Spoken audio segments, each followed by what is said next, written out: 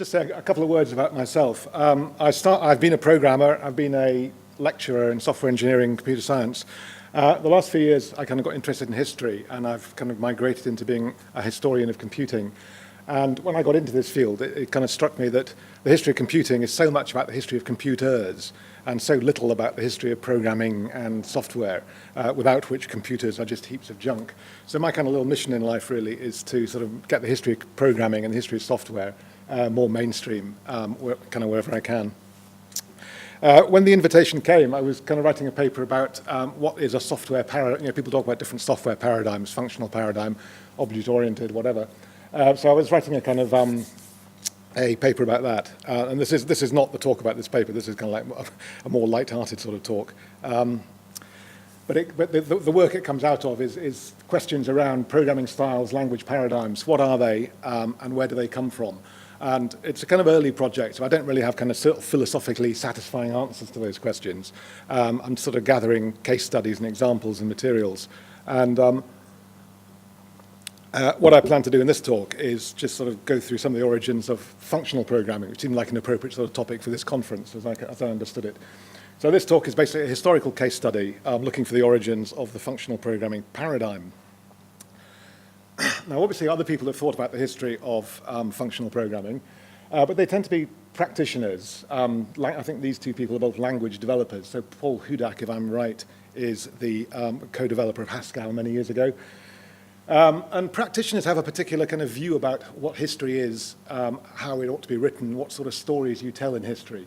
So Hudak says, indeed, the Lambda Calculus is usually regarded as the first functional language, although not a programming language.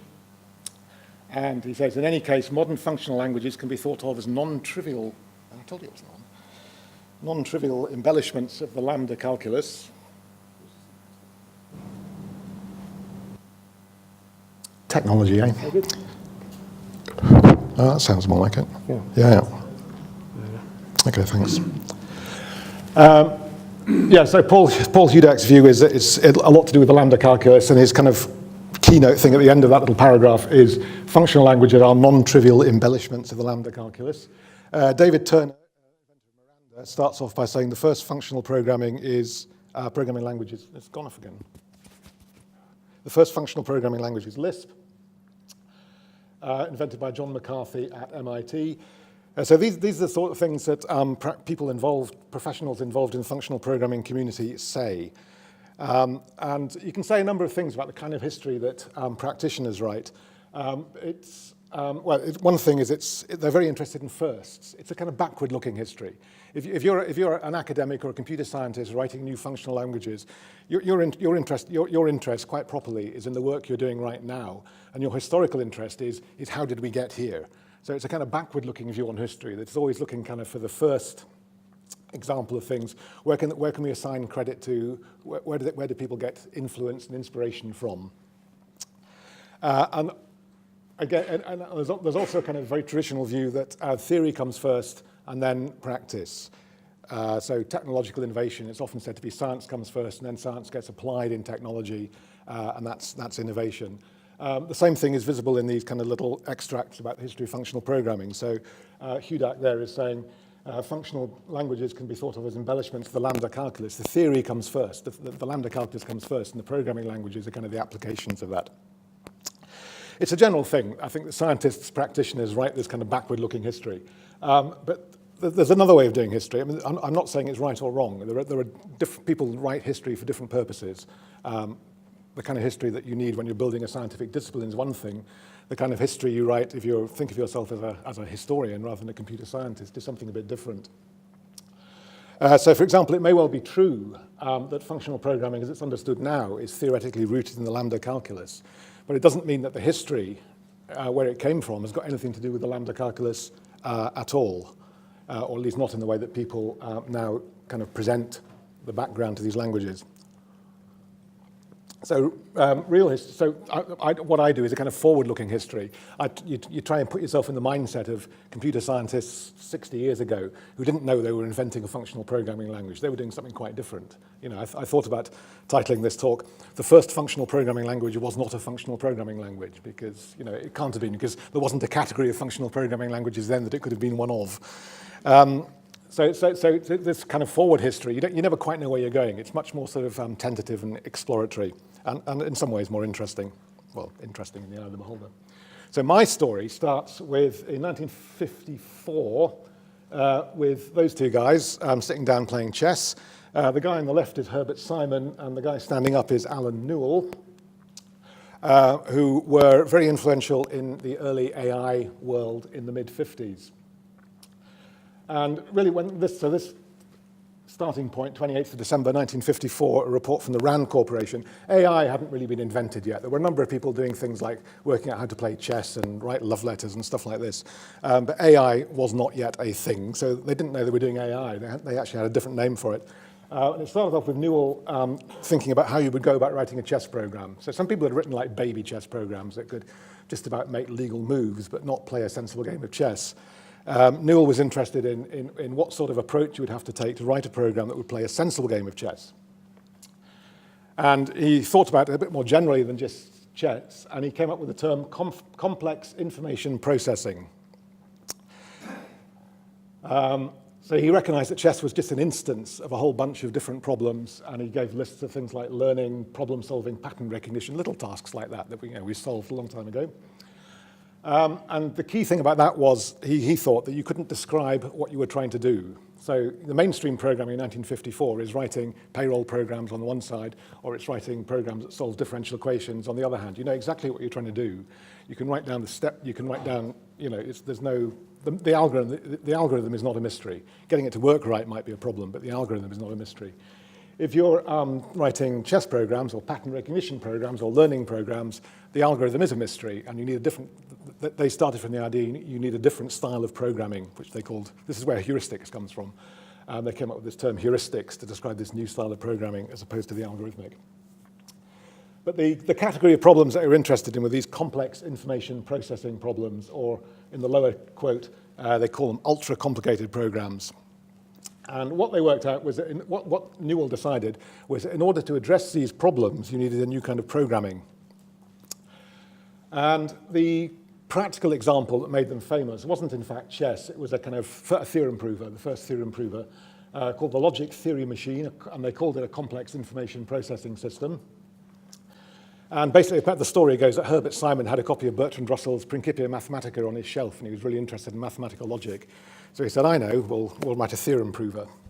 And he got the book off the shelf and sort of said, read through the first 30 theorems and said, oh, I know how to do this, And they went away and wrote a program to do it. And there's a famous anecdote where Simon comes into a lecture at the beginning of 1956 and says to his class, over Christmas, Alan Newell and I invented a thinking machine. Which was just, they say machine rather than program, which is a bit of an AI thing in the 50s, but it was basically a theorem proving program. And as a result of that, they actually kind of writing down at this stage in pseudocode what this theorem proving program would be, it allowed them to articulate a little bit more precisely their idea about what constituted a complex information process, the kind of program that's going to solve these ultra complicated things. It needs lots of subprocesses, lots of subroutines. They're all different. Yeah, it's not like a strict subroutine hierarchy. You just need a bunch of subroutines to do different things. The individual subroutines can be quite simple. A subroutine to make a move in chess is really simple. Deciding which move to make is really complicated. So you've got simple subroutines, but you need to put them together in a really complicated, unpredictable way. And the third one says it's different levels. There are subroutines which look at other subroutines to work out what the next heuristic or the next strategy to apply is. And in 1956, this is kind of revolutionary because people obviously knew about subroutines. That subroutines had been in programming since the year since the year 1945. But they were kind of big things, and they lived in libraries. And it's a bit like getting a book of mathematical tables off the shelf. If you wanted to call a subroutine, you had to kind of go out and find about it and put it on the tape that you fed into your machine and all the rest of it. You couldn't just write a subroutine and call it in a program. So this idea that to write this, they're proposing a new style of programming that's going to have massive amounts of subroutines in it, basically. So a year later, they'd actually written a programming language which would implement this program. And they picked out these two major characteristics. So bottom right here is the subroutine thing. Flexibility in the specification of processes. It should be possible to give a name to any subroutine, use its name in building other subroutines. There should be no limitation on the size and complexity of hierarchies of definitions. It should be possible to define processes implicitly, e.g. by recursion.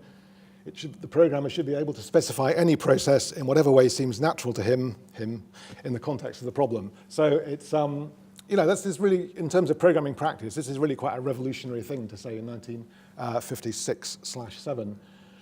The top left quote is the other big innovation about this logic theory program. They invented lists, basically.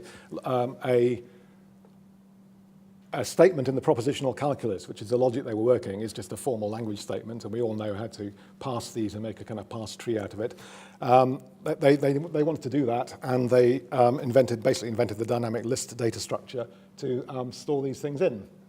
There's one of their original diagrams about what lists look like.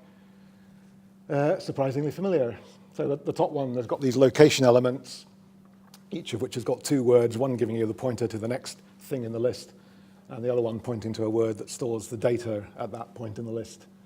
And they wanted this because as you're doing theorem proving, you're working with lots of formulae and they change. So you might want to do a substitution. So you've got a simple axiom, and then you put a complex sub-expression into this axiom by substitution. You've then got a much more complicated data structure to hold that new expression, which needs subtrees and complicated things. So they needed these to do this theorem proving application. They needed a dynamic data structure which would allow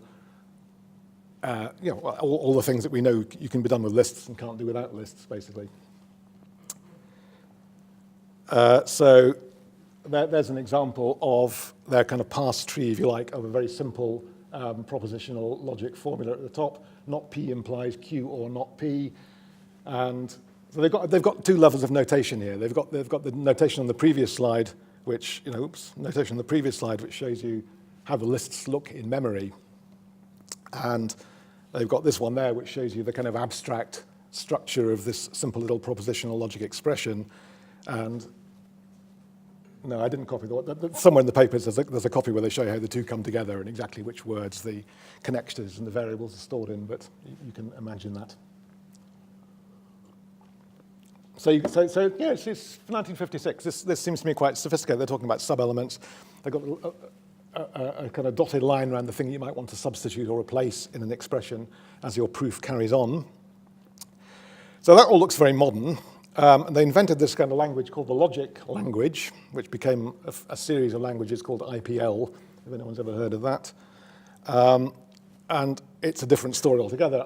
Logic language, IPL1, looks like that, which looks really not modern at all. It looks like it is basically machine code with a few mnemonics for instructions and addresses and things.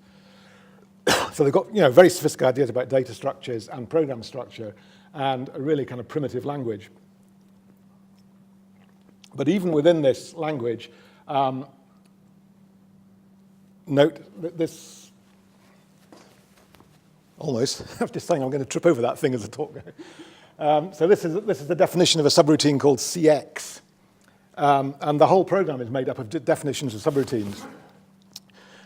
They've got a quote somewhere where they say a program is a complex dynamic system of subroutines. Everybody else at the time was saying a program is a sequence of instructions. So they've got a completely different, it looks like clunky old-fashioned machine code, but there's a really sophisticated idea about program structure behind that.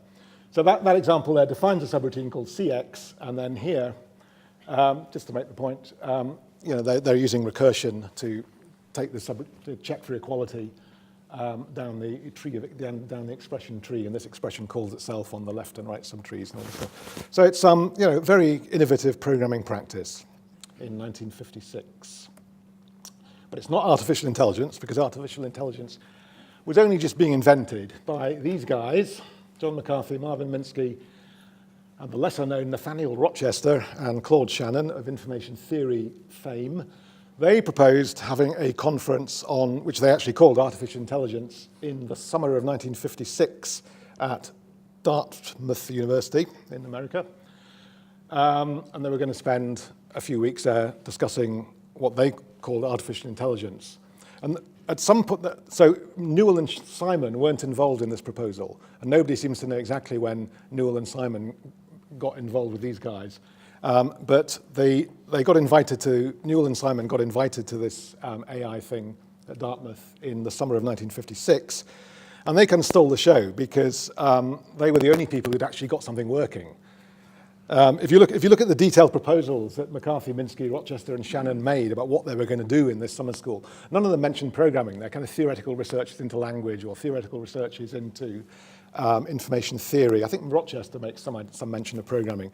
But the idea that AI was anything to do with programming hadn't really taken place yet. There were people interested in neural nets. There were people interested in information theory. There were people interested in logic and formal languages for representing thought.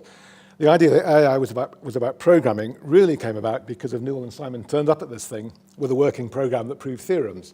And everyone else was really annoyed because they kind of stolen the show here a bit. But they got over that and started writing other kind of AI programs. But one of the issues was this language, this terrible, clunky machine code-like language that Newell and Simon had used as their basis for the logic program. No one likes it. But it turned out that wasn't the problem because 1956, so happens that 1956, one of the coolest languages ever invented in the history of software had just been published or was just being developed. And Fortran, of course, was the first kind of high-level programming language, really, that actually gave programmers a notation for writing programs in that would actually work and more or less take them above a machine code level. It was the first one. Well, it didn't work for the first few years very well, but it was kind of like the first programming language. And it was often described as an algebraic language, which if you've got your 21st century prejudices about Fortran, you're thinking, oh, what? You must be joking, But what they meant about that was the clues in the name. Fortran, of course, stands for formula translation. And one of the major design goals of Fortran was to allow programmers to use mathematical notation, formulas, ordinary mathematical formulae, arithmetical formulae, with plus and minus, divide operators, function calls, arrays, and stuff like that. Normal mathematical notation in a programming language. And the 1950s buzzword for that was algebraic language, which is kind of, less exciting than it might sound to us now, but quite a big deal back in the day. So from that point of view, so with the example of Newell and Simon's working program, and the hope that this cool new language Fortran might provide a better place to start, a whole bunch of other projects got started.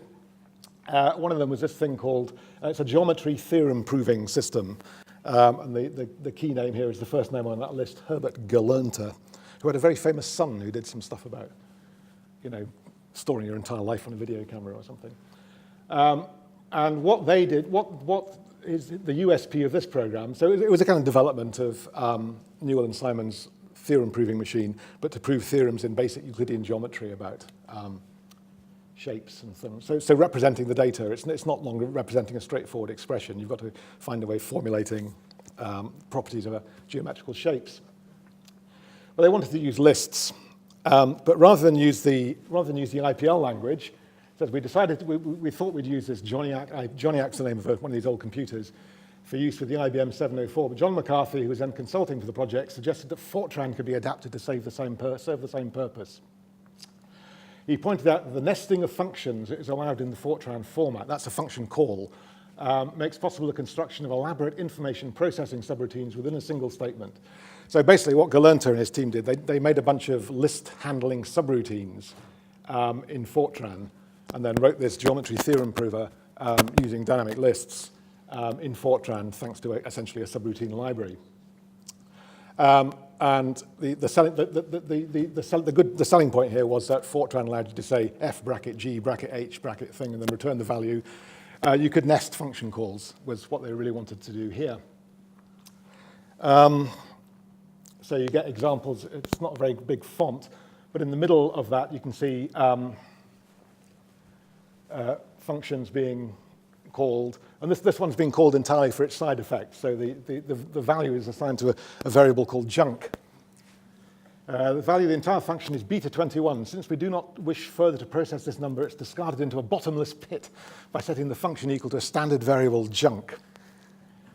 But you can see with Fortran, you're beginning to get bracket. It must be Lisp, right? You're getting brackets. So just a little bit of Fortran eulogy at the top. Fortran is an information processing language of great versatility and sophistication. Always worth remembering. And just in case you didn't see it there are two familiar functions on that previous slide, disguised. So we've got, one of them is called xcudderf, and one is called xcarf, which are, of course, the Lisp functions, cudder and car. I honestly can't remember which bit of the Fortran rules meant. I think the f at the end means it's a floating point function, perhaps, or maybe a fixed point, who knows. It's the trouble with mnemonics. You can never remember what they're meant to be reminding you of. And the x is something else. So the x and the f are meaningless junk that Fortran made them put in. The name car and cudder, which I think referred to the two bits of the two halves of a 704 instruction word, are in there. That's where that terminology comes from. There's some other definitions in this Fortran Lisp processing language of other familiar Lisp-like functions.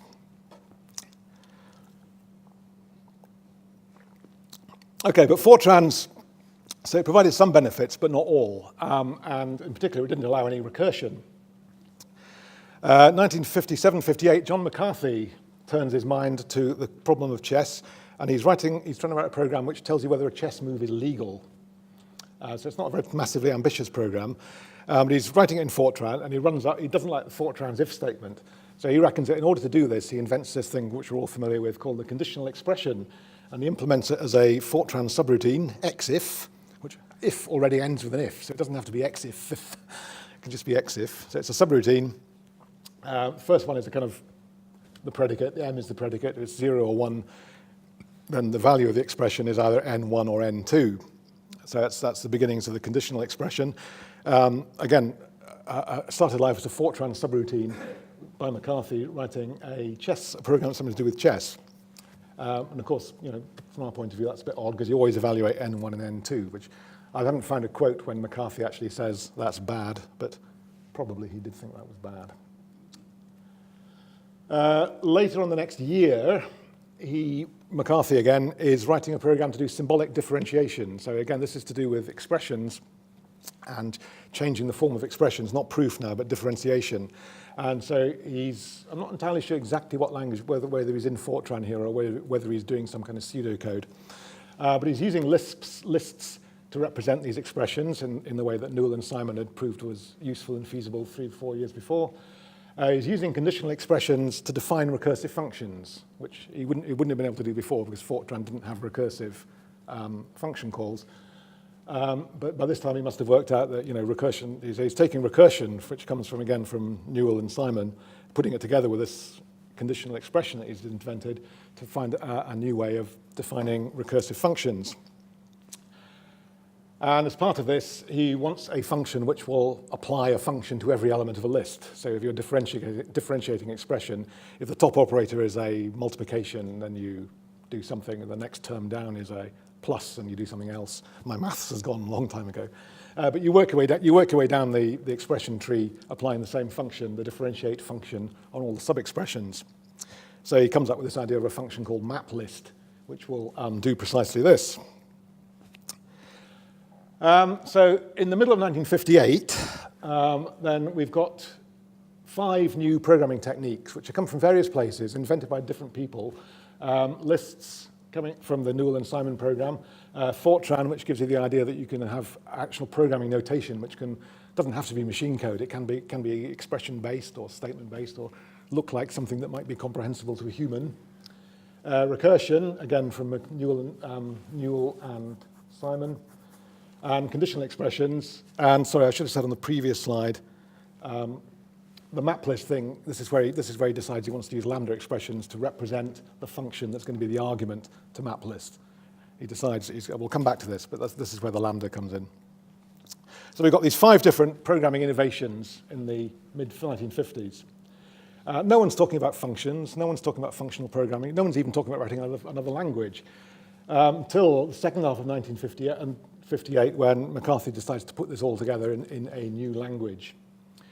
And the other thing there is, there really isn't a project here to invent functional programming. These are 5 useful things that have been invented on different applications by different people. People are finding them useful, passing them around from one language to another, different techniques of migrating. And it's the moil, the mangle, the process of people just doing experimental creative research. But of course, then McCarthy is the guy, I think, who puts it all together and says, okay, we can make a single language which will make sense of all this. So this is the very first memo proposing what was not yet called Lisp in September 1958. And I've cut and pasted a bit here, but you can see that the section 1.2 of this memo said features of the language, and then the 5 points there are precisely the ones that I conveniently did on the previous slide for you. But I actually made that list before looking at this memo, so this is like empirical history, you know. Here's the evidence that proves that I was right all along. That's how science works, isn't it? So Lisp carries on. There's a lovely dense slide for you to read, but this is now from 1959, by which time it is being called Lisp, and this is the classic Lisp definition of lists, where you're talking about S expressions and car and coulda and the dot notation, and then the comma, or, well, it was commas then, but then the more familiar list notation with round brackets and spaces. And here we've got the three famous functions, car, coulda, and cons. So he's narrowed it, from the, if you go back to the Galantner one, which slide was it? It was this one. There's a whole raft of these functions, not only coulda and car, but there's a whole range of different functions for these obscure things about the IBM 704. McCarthy whittles that down to just the 3 functions, car, coulda, and cons. So he's doing some work. He's doing sort of work of refinement here. Lisp is not this massive invention out of the new. It's a kind of tinkering with stuff that's there in the environment, and he's putting it all together, making it work together, refining it in various ways. Here's a nice little thing which is coming back to MapList and the need to have some way of, if you've got a function which has functions as arguments, you need some way to represent those functions. And this is where we get Lambda Calculus, well, not even Lambda Calculus, just a bit of notation that he's stolen from this logician Alonzo Church. So the Church Lambda is not a reference to the religion of Philip Wadler's religion of Lambda. It's a famous logician called Alonzo Church, who invented the Lambda Calculus, essentially. And McCarthy says, in order to be able to use forms, functional definitions, in the definition of functions, which are the arguments of MapList, it's necessary to use functional abstraction as developed by Church. We digress from the subject of programming into mathematical logic in order to explain the idea of functional abstraction. So functional Lambda Calculus is a digression from the work of building Lisp. It's not the thing on which Lisp was built. It is a digression, so that you can nick this bit of notation, this useful bit of notation. There's the symbolic differentiation program in Lisp, the bottom 4 lines. And it's actually kind of recognized. I mean, Lisp is like Fortran. It's rather charming. It's these languages that go on forever. Fortran program now. My son has just started doing a PhD in astrophysics, and apparently it's Fortran hacking. And you can look at this, and it still looks like a Lisp program. You can kind of understand what's going on. But the only apart from the kind of cool thing of doing differentiation in 4 lines, that's really there just so you can see. There's Lambda in the middle of this program. So that's kind of like 1959 we are at now, I think. But not only is the Lambda Calculus a digression in the creation of Lisp, it's also not the whole story at all. Lisp is not, as we all know, Lisp is not purely functional language. So again, I think this is undated, this memo, but I think it's 1959-ish as well, possibly very early 1960. So it's talking about what became the prog feature in Lisp. Its objective is to add to the system that report a program. This takes the form of allowing functions to be defined by programs, including sequences of Fortran-like statements. So just normal programming with a sequence of statements and a notation using a semicolon. Surprise, surprise, to express that in Lisp. And then another lovely quote at the bottom. Since all computable functions can be expressed in Lisp without the program feature, this feature can only be regarded as a convenience. However, it is a convenience in which we cannot afford to sneer.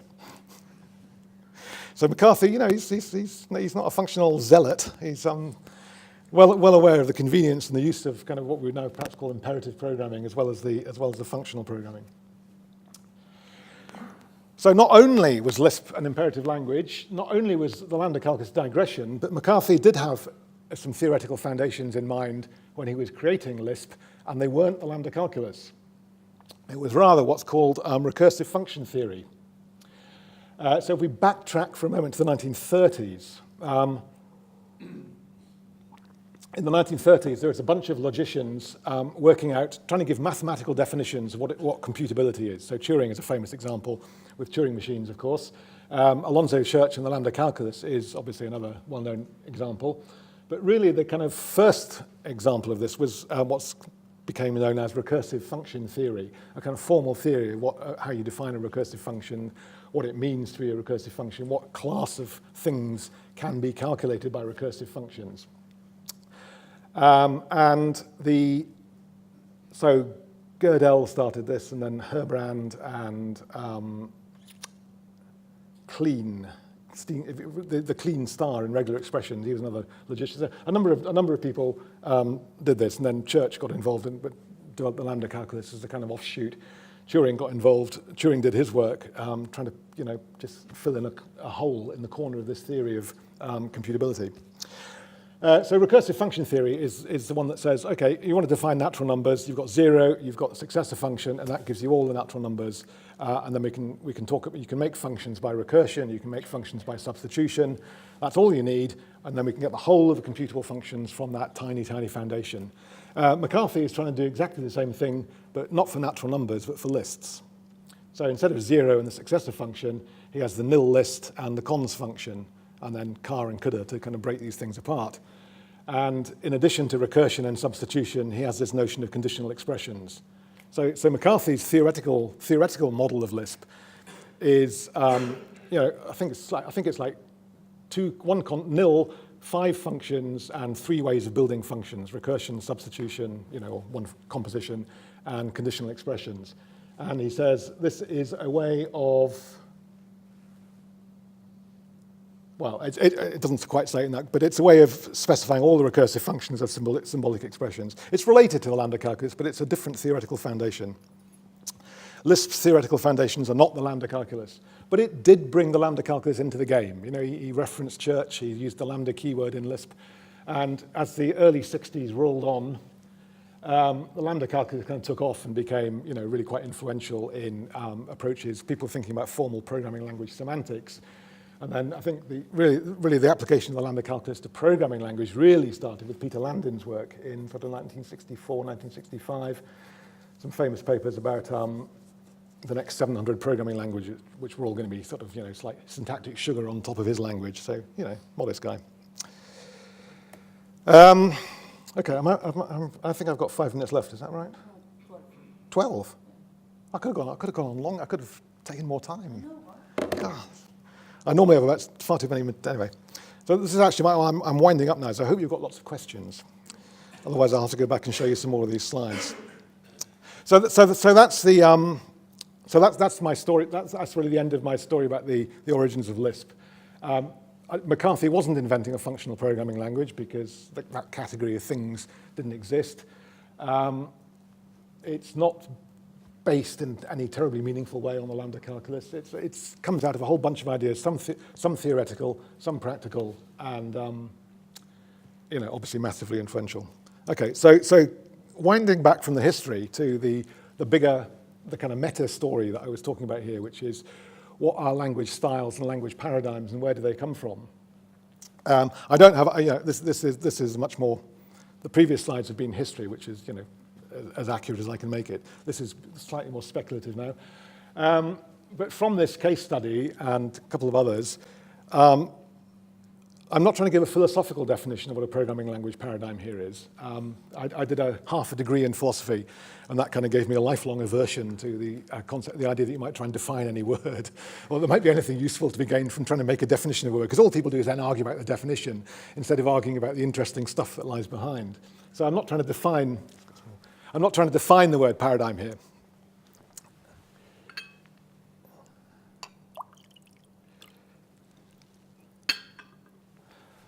What I am trying to do is kind of abstract from the history some of the things that are involved in the making of a new paradigm.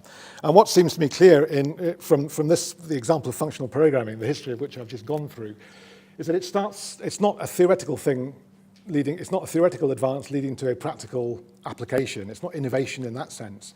It's a much more messy, complex, ad hoc sort of process. It starts with a problem. It starts with a very practical, well, maybe writing a chess program is not, maybe that's a practical problem in 1954 in a kind of weak sense, a special sense of practical. But it started from a very particular programming problem, things that people wanted to do that were kind of pushing the boundaries of what had been done in programming practice. How to program these complex, ultra-complicated, complex information processes. In order to work out how to do this, programmers came up with it in a rather kind of odd ad hoc way with a bunch of new techniques. And you can't point at any one person and say, they invented functional programming. It's techniques from all over the place. So look, from the extent to which I've gone into the history so far, lists and recursion come from Newell and Simon of their chess program. Other things come from other people. Programmers come up with new techniques to solve these problems in a quite sort of creative, ad hoc sort of way. As experience is gained, people realize, well, actually, it would be so much better to do this if we didn't have to kind of write a lousy Fortran subroutine library. We had a really cool language that we could just write this down directly in. And this is McCarthy's role in this process, I think, is to package up these previous bunch of innovations into a new language, a new syntax that would make it usable, would seem attractive, no doubt there were all sorts of reasons why it was the success it was. But it's a kind of package, it's in no way to kind of minimize McCarthy's contribution to say that a large part of what went into inventing Lisp was packaging together a whole bunch of different features that, some of which he'd invented, some of which he hadn't. It's different, there are two different activities going on there. And the fourth thing that arguably might be involved in what we think of as being a programming language paradigm is a computational model that sits behind it, which crystallizes the new idea. And this came along kind of much later. So it was 5-6 years later with Peter Landin, I would say, that people started thinking about the Lambda Calculus itself as a theoretical thing which could be a foundation for programming languages. And I suppose there's a counterfactual there. Would that have happened even if Lisp hadn't been invented? Who knows? That's the point about counterfactuals. It's certainly the case if you look at some of the more theoretical writings in the first part of the 60s. I mean, Lisp is mentioned as a sort of influence on, in discussions about semantics and things. Lisp is certainly there in the ballpark. So this is a rather tentative slide saying these sorts of things seem to be involved in creating new paradigms or how we might think about what a paradigm is. And even more tentatively, being a scientific sort of historian, you can think about applying this to another paradigm, the object-oriented one, which kind of went in the same, as to the extent I know the details of the history, seemed to go in a similar sort of way. I mean, the traditional history of object orientation takes you back to 1961 or 62 with, I've forgotten his name, Nygaard, and what was the other guy? Dahl and Nygaard, doing discrete event simulation programs for which there is no language. It's something that's never really been done in any, it's a new application. And you can they start off doing it in machine code, I guess, or Fortran, even worse. Sorry, we shouldn't sneer at Fortran, John McCarthy said. But it's a new problem, and they come up with some new techniques for doing it. The notion of an object or a class, whatever exactly that meant in Simula, the notion of message passing. Also, concurrency was much stronger in Simula than it was in Smalltalk later on, I think. But it's a bunch of programming techniques, and the history plays out slightly differently here because Dahl and Igard seem to in the functional programming, the history looks to me as if you've got this second stage where different techniques are being applied in different languages at the same time. In the object-oriented case, the history seems to suggest that these techniques did come ready packaged in Similar, and that was the first kind of thing that people now want to call object-oriented. But in the same way that the people who wanted to use lists extended Fortran, Similar is just an extension of Algol 60. It's not a brand new language. It's a bit like sort of using, putting lists in Fortran. You put coroutines into Algol, and that's what you get. But nobody really talked about object orientation until Smalltalk, I guess, 10 years or so later. So Smalltalk, in this analogy, Smalltalk is the Lisp, where somebody comes up with a kind of defining language that really gets people's imagination and says, there is something completely new here. Computational model of object-oriented paradigm. Oh, I'm not a person that can really. I know people have sort of tried to make computational models of object-oriented paradigm. How successful they've been, or what use people make of them, I don't know. But the interesting thing there is, I think, and maybe when we have an interview with Alan Kay tomorrow, we can hear more about this. But I think when Alan Kay was coming up with Smalltalk, he explicitly said, he gave some presentation in the 80s at the History of Programming Languages conference, where he said that one of his inspirations in Smalltalk had been Lisp, and what he was trying to do with Smalltalk was come up with a language that would be as small, kind of capture the foundations of this new kind of paradigm in the same way that McCarthy had done with Lisp. Capturing all the recursive functions of lists in 5 functions and 3 methods of function composition. Apparently, Kay explicitly thought of himself as doing the same sort of thing for what was not yet, well, maybe it was called object orientation by then. So there are differences, there are similarities, but these sort of things do seem to be in the mix when new paradigms are being discovered. So that's me. Thank you for listening.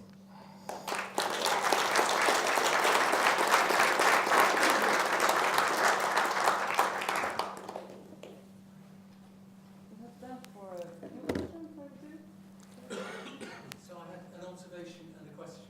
The observation was perhaps you've been rather US-centric in your history. I think I was trying to look it up, but I didn't have time to find it. I think Turing wrote before his death, so pre-1954, about subroutines in the ACE computer. So I think in terms of history, there is you certainly haven't got the first reference with you on the side. I'll come back to that, yeah. I can come back. Do you want me to talk to that now and then have the question, or? Well, that was simply an observation. I've got. Yeah, okay. I teach students, and there's a quote which might be Churchill or might be Santayana about those who don't know history being to repeat its mistakes. What do you see as the value of this sort of approach for the people I'm teaching? How can we learn best from the history that you presented? That's an interesting question. So I'm going to start with the observation, which is easier to answer. You're absolutely right about Turing, and in fact, the very first presentation I gave on this material was a presentation. I was really struck by the way that I've been looking at kind of von Neumann's programming in 1945, and then the ACE report, and it did occur to me that Turing's kind of style, I called it then a programming style, and particularly his use of subroutines was completely different from von Neumann's, and exactly as you say was. Involved unrestricted. It was very IPL-like in a way. Everything's a subroutine for Turing. Well, the whole thing is recursive call. Subroutines call it in a completely unrestricted sort of way. So you're absolutely right. I don't believe that work had any. Historically, it's a kind of dead end. So, in the space of a 45-minute talk, I didn't want to talk about anything. I couldn't talk about everything. But also, there's a question about backward-looking history, which I should emphasize, I'm not denigrating in any way at all, is looking for examples and precursors and who might have done it first. The kind of history that I find interesting and attractive is forward-looking. And the thing about the Turing stuff, which I think is fascinating, and you're absolutely right, at that moment in time, It didn't go anywhere. And for the next 10 years, programming technique, ideas about programs, ideas about subroutines were very much in the von Neumann model. And it was kind of, so if you want, the Newell and Simon thing is like an independent rediscovery of Turing's programming style in a different in a historical circumstance, which made it possible to go on from there into, blossoming into a whole new language paradigm. Whereas in Turing's, for all sorts of reasons, no doubt, that didn't happen with Turing's work. I don't really have an answer to that question, actually. I mean, I do history because I just find it fascinating. I mean, I spend a lot of time as a programmer around programming languages in one way or another in my life, and I do history just out of pure academic interest, to be honest.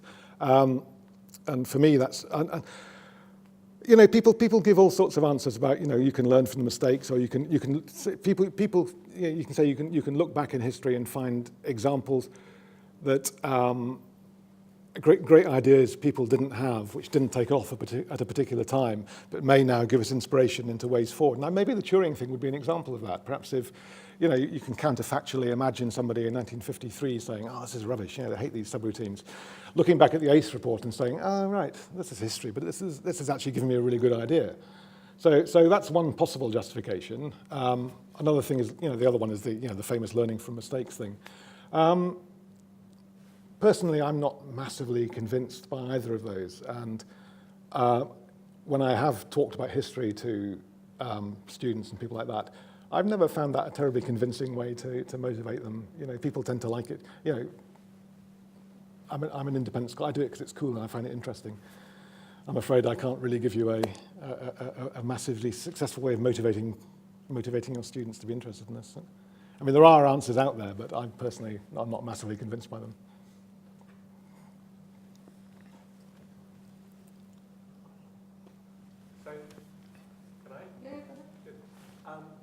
I think another thing that people sort of find very interesting in Lisp is the fact that the sort of lists as data structures can be used to represent the Lisp programs. So there's this sort of, like, lists are both the program and the data, and that's something that sort of didn't really appear in your talk. So I was wondering if that's something that sort of they noticed later and made it. No, I don't think so. I don't think if you go back to this, we're back in 1956 here. This is the one of the logic theory programs. And point 3 on this slide is the component processes are applied in a highly conditional fashion. In fact, large numbers of the processes have the function of determining the conditions under which other processes operate. So you've got subroutines, at least knowing what other subroutines are around in the program and calling them kind of dynamically. And so there's that kind of, levels of, meta subroutines or whatever. I also believe it was the case that an IPL, I haven't really got an example of a later IPL function on these slides. I believe it is the case that the IPL functions were themselves defined as lists in some way. But I don't exactly know the details of how that was done. So I'm just quoting there. I haven't researched that in detail. So I think that idea was there in IPL, but I think the Lisp people really it really became a big deal for Lisp when, I've forgotten his name, Stephen Simon Russell, something like that, he wrote the first Lisp interpreter, I think, and started defining apply and eval. And it's at that point, I think they really thought, okay, we've got this thing going on. So again, there's a technique which is from IPL, I believe, and then focused and given a point and made really cool and sexy by Lisp, I think. I need to check the history of that. You were saying it was inspired by recursive functions. Yeah. Of course, what happens there is programs get coded up as numbers. Yeah, of course, so yeah. But I guess what this does, it moves the representations to be more like programs. So they're not just these coded numbers, coded up sequences, nested subsequences. So there's that. I think it's also the idea that the program can kind of name itself. I mean, the thing about Gödel is he's giving names to expressions, which are then, the names are in the data language. So it's, yeah. Sorry, you're looking anxious. Are we? Yeah. There's a crowd of people by an open door.